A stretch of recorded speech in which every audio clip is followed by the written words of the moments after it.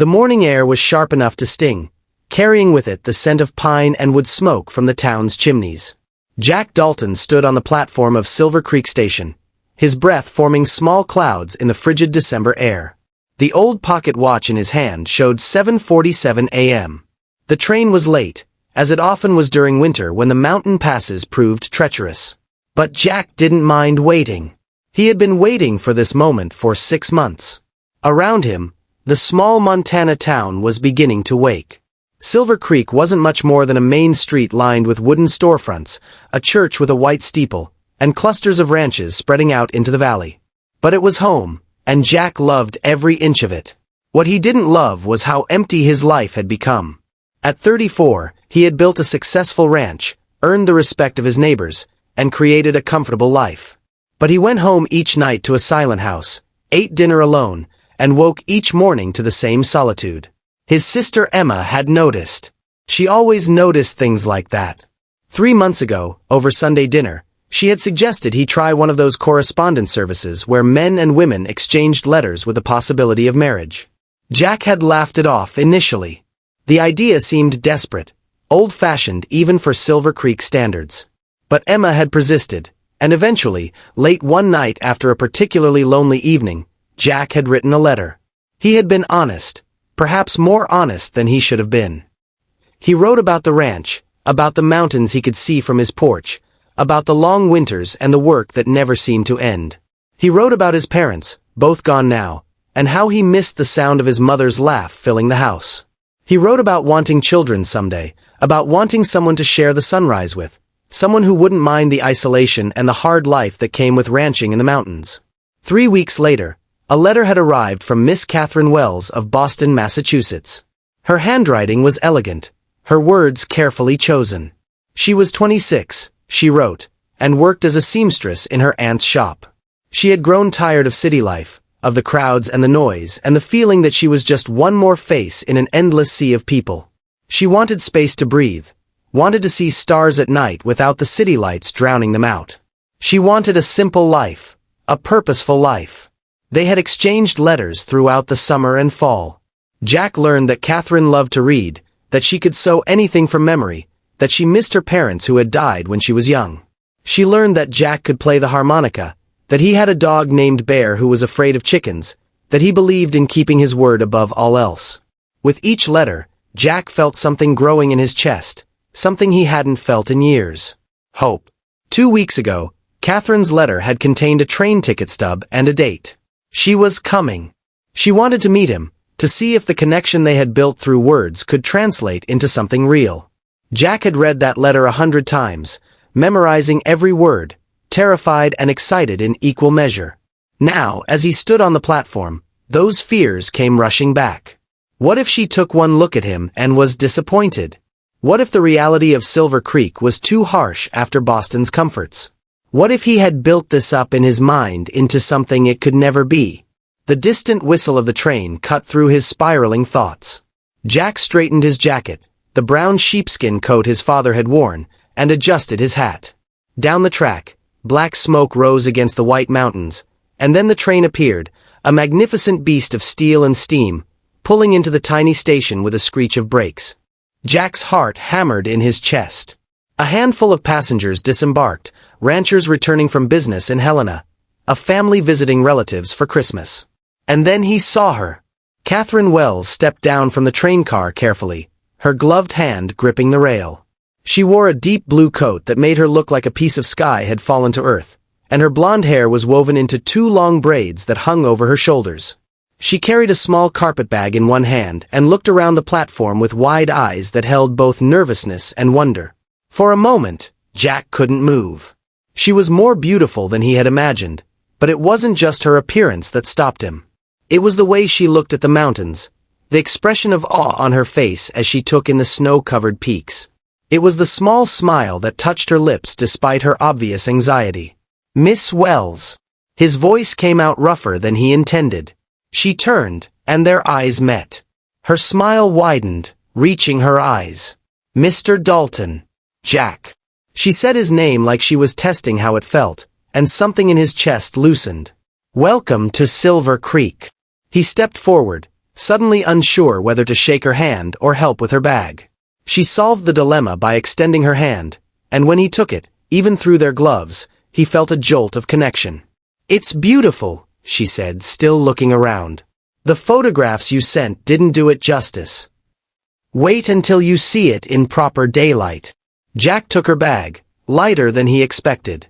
"Is this all? The rest is being shipped. I didn't want to presume."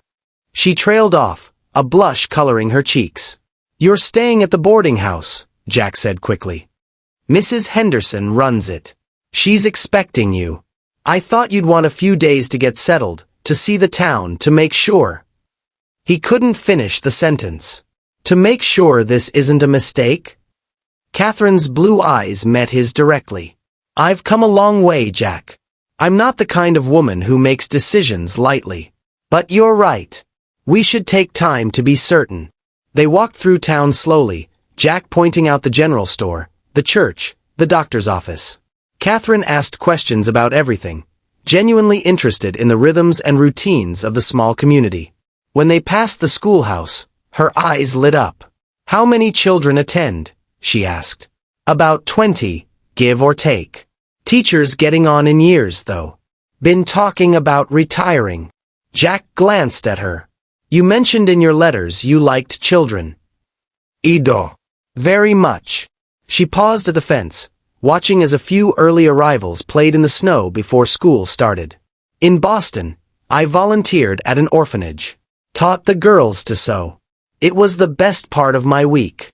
Mrs. Henderson's boarding house was warm and welcoming, and the elderly proprietor took to Catherine immediately.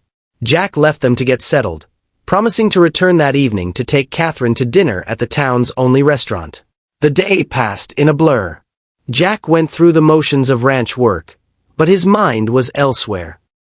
He kept thinking about the way Catherine had looked at the mountains, the genuine interest she had shown in the town, the ease with which they had talked despite meeting for the first time. That evening, he picked her up in his wagon, now fitted with sleigh runners for the snow. Catherine emerged wearing the same blue coat, but she had added a small hat and carried something wrapped in festive paper. "I brought you something," she said, a bit shyly, as he helped her into the wagon. "An early Christmas gift." Jack was stunned. "You didn't have to do that. Open it later," she insisted. Dinner at May's restaurant was a revelation.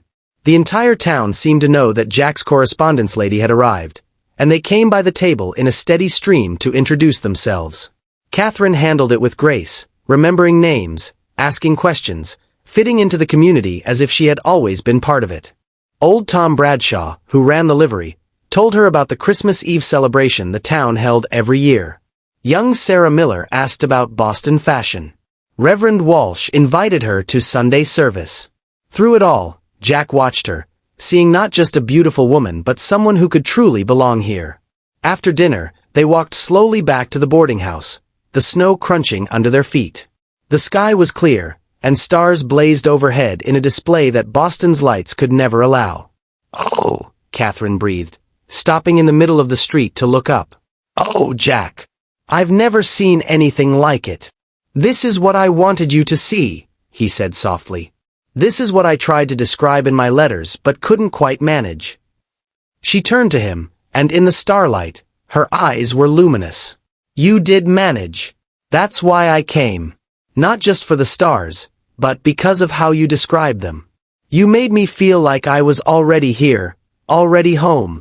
They stood there in the cold, the moment stretching between them, full of possibility. Jack wanted to kiss her, wanted to tell her that he had been half in love with her since her third letter, but he forced himself to wait. This was too important to rush. "Open your gift," Catherine said softly. Jack unwrapped the paper carefully. Inside was a harmonica, beautifully crafted, far nicer than the battered one he had at home. "You mentioned yours was your father's and getting worn," she explained. "I wanted you to have a new one, but I hope you'll still keep his too." Jack's throat tightened. It was such a thoughtful gift, showing she had paid attention to details in his letters. "Thank you. This means more than you know." "I have a confession," Catherine said. "I was terrified on that train. Terrified that I had built this up into something impossible, that the real you couldn't possibly match the man in the letters. But Jack, you're better than the letters. You're kinder and... She paused, gathering courage. And I think I could be very happy here. Catherine. Her name was a prayer on his lips. I've been alone for a long time. I got used to it, or thought I did. But these months of writing to you, waiting for your letters, it woke something up in me. And now that you're here, standing in front of me, I don't want to be alone anymore. She smiled, reaching out to touch his arm. Then don't be. Over the next 2 weeks, as Christmas approached, Jack and Catherine were inseparable. He showed her the ranch, and she marveled at its beauty despite the hard work it represented. She met Bear, who loved her immediately, betraying Jack completely by rolling over for belly rubs within 5 minutes. She attended the church social and had half the ladies in town already planning a spring wedding. Catherine helped decorate the town hall for the Christmas Eve celebration. She sewed new curtains for Mrs. Henderson's front windows as a thank you. She rode out with Jack to deliver supplies to the isolated homesteads, seeing firsthand the challenges and rewards of mountain life. And every evening, they would meet and talk, sometimes for hours, building on the foundation their letters had created. Jack played his new harmonica, and Catherine sang carols in a voice that made the boarding house parlor feel like a cathedral. On Christmas Eve, the whole town gathered in the decorated hall. There was food and music and laughter. Children performed a nativity play. Gifts were exchanged. And when midnight approached, Reverend Walsh called for quiet. "We have a special announcement," he said, smiling at Jack and Catherine. "It seems this Christmas has brought Silver Creek more than snow and celebration." Jack stood, helping Catherine to her feet. His hand trembled slightly as he reached into his pocket and pulled out a small box. It held his grandmother's ring, a simple gold band with a small sapphire. "Catherine Wells," he said, his voice carrying through the silent hall, "you stepped off that train 2 weeks ago, but in my heart, I've been waiting for you much longer. You've brought light to this town and to my life.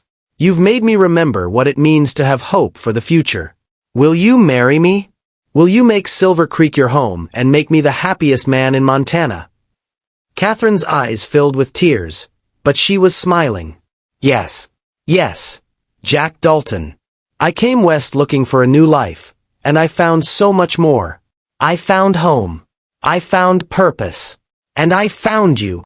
The hall erupted in cheers as Jack slipped the ring onto her finger. And when he kissed her, with the whole town watching and the snow falling softly outside, he knew that this Christmas wish, the one he hadn't even dared to fully form, had come beautifully, perfectly true. The morning train had brought him more than a visitor. It had brought him his future, his partner, his love. And as the town celebrated around them, Jack held Catherine close and whispered a prayer of thanksgiving for the courage it took her to step off that train and into his life.